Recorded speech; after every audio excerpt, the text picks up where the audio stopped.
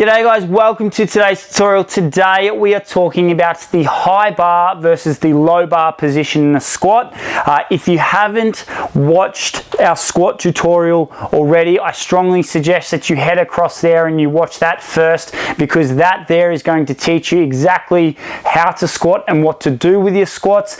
This particular tutorial is going to teach you just a little minor details about bar position, so where to place the bar if you're looking for a high bar squat versus a low bar squat, the difference between the two, and what you're going to feel when you are executing the two patterns, because there are two very distinctive differences between these patterns, and it comes down to a little bit of biomechanics. So we'll talk very briefly about that. We'll keep it very much in layman's terms so everyone can understand. Okay, so today, our high bar position when it comes to a squat pattern, as it states, it is a high bar. So we are looking to place it up high on our back, and then our low bar is going to be seated a little lower and shelved in our rear delt. So we'll go through first our high bar position. Now you can see already this bar is positioned for a low bar position, and the reason being is because you can see that it is very much in line, if I was to stand like this, in line with my rear delts. A high bar position, you might want to set the hooks a little higher so it's a little easier on your back, and there's not so much of a press up to get the bar up. So you'll see what I mean in just a minute. You can see how far I have to go down and where the bar is positioned versus if I'm coming in and going under like so with the low bar. Right, so the high bar, as you can see, is sitting right up on the tops of my traps, and this is the high bar position right there. Now, our low bar position, we're going to come in and we're going to shelve that bar in like so. Okay, so let's talk firstly about our high bar position and what we're going to feel and how to set up our upper back. And the reason why we want to make sure that we are very well set up, especially with the high bar, is because our control factor is a lot I was going to say a lot less greater, but that's horribly worded. You're subjected a lot heavier. God, that's worse. Anyway, you're subjected more to where the bar wants to go when it comes to a high bar versus a low bar, because you are locked in and you're jam-packed. Okay, so let's talk about this. With any squat or anything to do with a barbell, okay, once we get past arguably our overall weight, but probably even if we go a little less than that, half our body's weight, we are now subjected not to where our trunk wants to go, but rather where this barbell wants to go, which is why it is imperative to start your process of setting yourself up before you've even got in and under the bar. Okay, so with our back with the high bar, because of the position, because we are up here, okay, our axis of tilting comes from our hips, because obviously we're going to slightly break at the hips and then we're going to push our knees out. So we have our whole entire torso for this bar to move, okay? And then once that bar gets out in front of our toes or back behind us, more likely to go out in front of our toes because we're going to look for our quads, okay, you're going to find that you are subjected to where this bar goes, which is why it is hard for people to stay a lot higher upright with a squat pattern, because of the fact that we naturally break at the hips, which means the bar is going to tilt forward, okay, and to recover that we need to make sure that we are set up properly. Right, so with our high bar squat, we're going to come in and under. Now, I like to bring my hands in and instruct my team to actually bring their hands in a lot closer, because we are looking for a lot more, we're looking to have this upper back as tight as we possibly can. Not to say that we're not doing the exact same thing when it comes to our low bar, but you'll find that you might have a little bit more flexibility through your upper shoulders with the high bar, because of the fact that you're not sort of wedging in and under the bar. So we're going to come in and under, we're going to place this up on the top of our traps, and we're still going to be pulling our shoulder blades back and down. So I set up very poorly then. My hand position firstly is going to go in the about a thumb width out. I'm going to come in, and with my hands I'm going to pull the bar apart, and I'm also going to be pulling my shoulder blades back and down. So here I'm pulling the bar apart and pulling my shoulder blades back and down. I'm looking to have my elbows slightly tilted back, so it's going to make it feel like I've got a little bit of shelf, and we'll talk about that shelf position with the low bar a little later on. Okay, and I'm pulling my shoulder blades back and down so it feels like my armpits are jam-packed into my back. The last thing that we want to do is actually be feeling as if we're shrugging up. So we're coming up and we're shrugging like so, we're bringing up and these elbows are sort of flaring out. Okay, we want to make sure that we're pulling back and down. We almost want it to feel as if we're jamming that bar back and down and into our back. And the reason we want to do that is we want as much control over this high bar position as possible. Now, with the high bar position, you can start to think high will correlate how we want our body to be positioned when we perform this squat. So we want a nice tall body.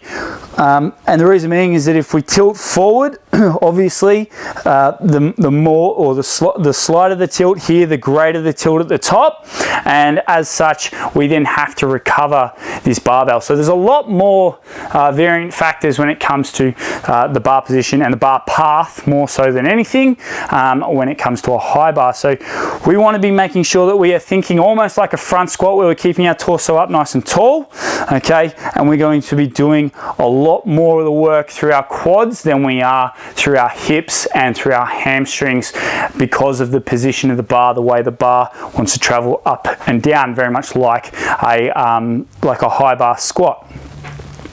Okay, so that then moves us into our low bar. When we are setting up for low bar, just because of flexibility potentially through your back, I actually start and like to instruct my team to start a little wider with their hands. And what we are looking to do is we are looking to what we call shelf the bar. So if I pull my shoulder blades back like so and slightly flare my elbows up, what you are going to notice is that the rear delt pops its head right out, and that is where we are looking to place that bar. You'll feel a nice shelf, okay, on your back that it slots into, and it should obviously be even because you've got one delt on this side, one delt on the other side, and it is going to be seated nicely in that position. If you can't find that position, what I strongly suggest you do is just flare your elbows up a little bit higher, okay, whilst also pulling your shoulder blades back and down. So we'll quickly go through this. My setup for this, earlier I had my hands in tighter, so for the high bar we could go a thumb width out. We could even come in closer with our hands so that they're right. I mean, you can't see the nail, but the nail finishes here. You can bring your hands right on there, or you can go a thumb width out from there.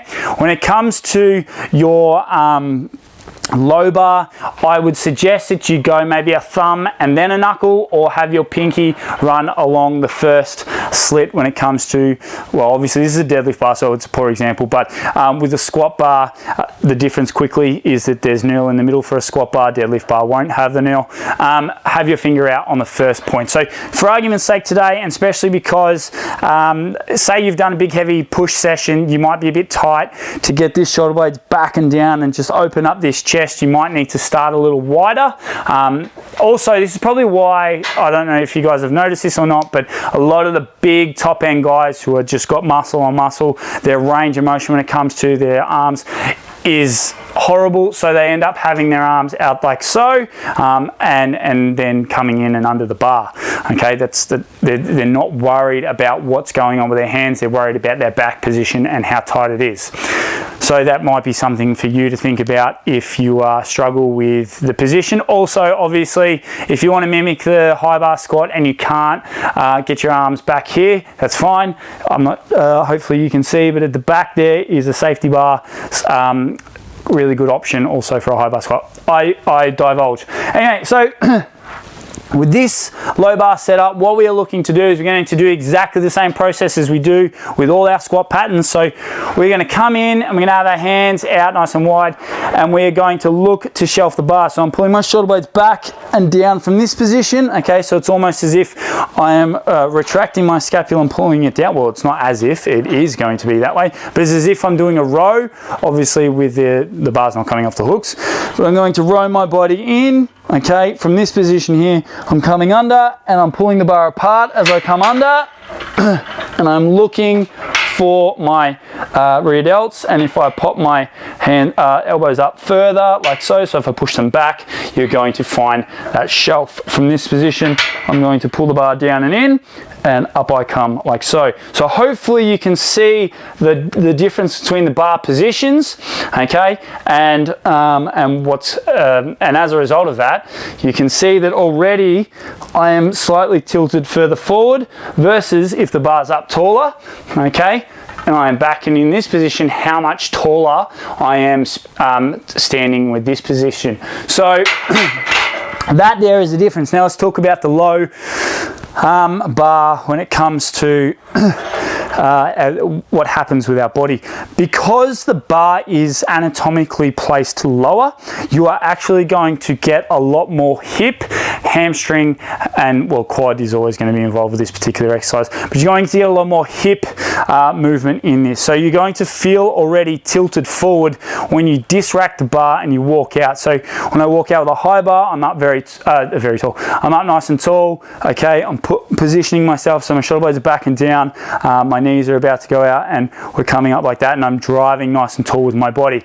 A low bar, I'm coming out, and because of the bar position, I'm looking already more into my hips. I'm slightly tilted further forward, and I am going to be traveling in this path. So because of the way the bar is then positioned, what you'll notice and you'll feel is you'll get a great deal more quad activation out of the high bar, as we have discussed, but because the way in which the bar wants to travel with the high bar, you're going to dive a lot greater into your quads, and as such potentially into your toes. So your feet position now starts to play a particular factor. So what I would suggest, I'd suggest it for most on either, but if you can, I would chock your heels up with a high bar, and if possible with the low bar, I wouldn't chock them.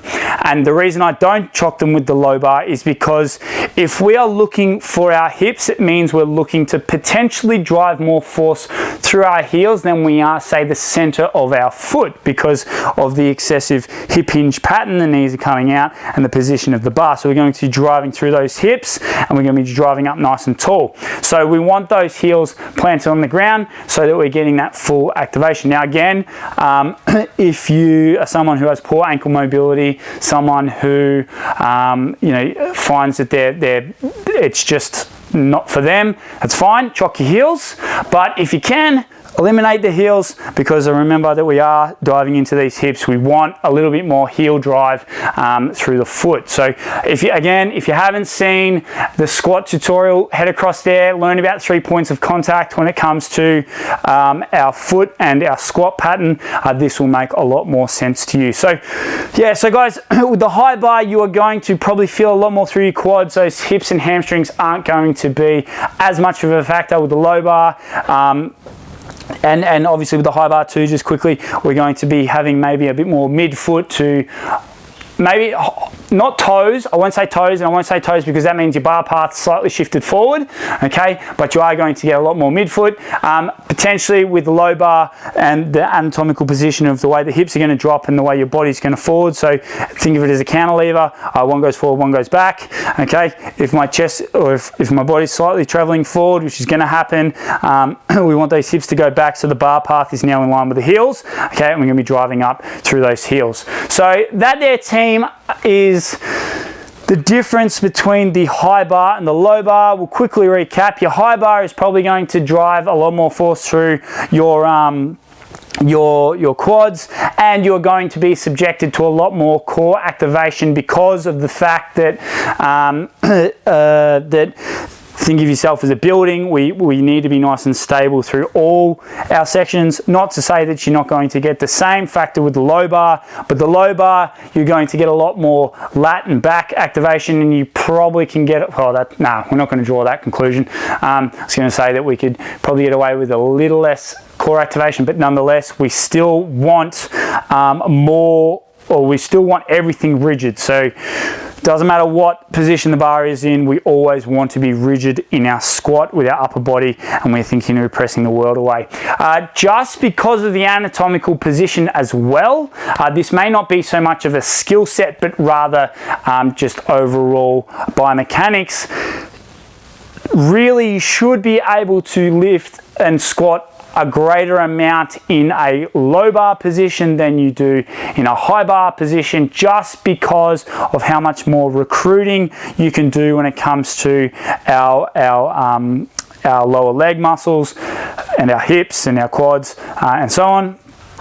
But also there is a skill factor to that, and obviously limb length and all the rest of that stuff, so there's a lot more factors to that.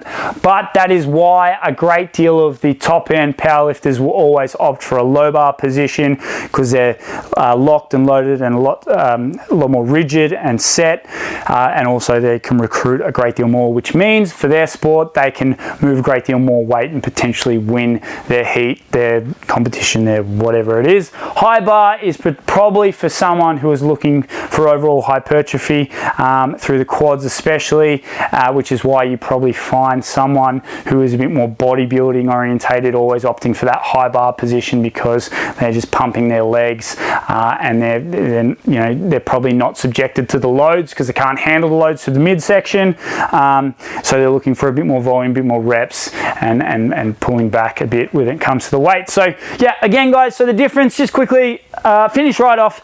High bar, you're subjected to where the bar wants to go. Low bar, you're a bit more locked in and a bit more compacted. Low bar, you're more likely to move a bit more weight. High bar, you're likely not to because of that factor. High bar, you're going to get a bit more quad activation. Low bar, you're going to get an all over, probably leg session. And that there, team, is the difference between the high bar versus the low bar position. I hope you have picked up a few tricks and tips out of this particular tutorial, and hopefully this maybe clears up a few things that you can look for and use when it comes to your next squat day, and whether or not you go with one or the other. That being said, fantastic to train the both. Okay, so don't be afraid to take that step away from the low bar and moving that excessive loads and transitioning into a high bar. Look to be able to probably activate, retrain those quads to really start moving again, and drop back into your low bar, get back into those hips, really drive through the ground and move some serious loads. Team, take care, and I'll see you in the next tutorial.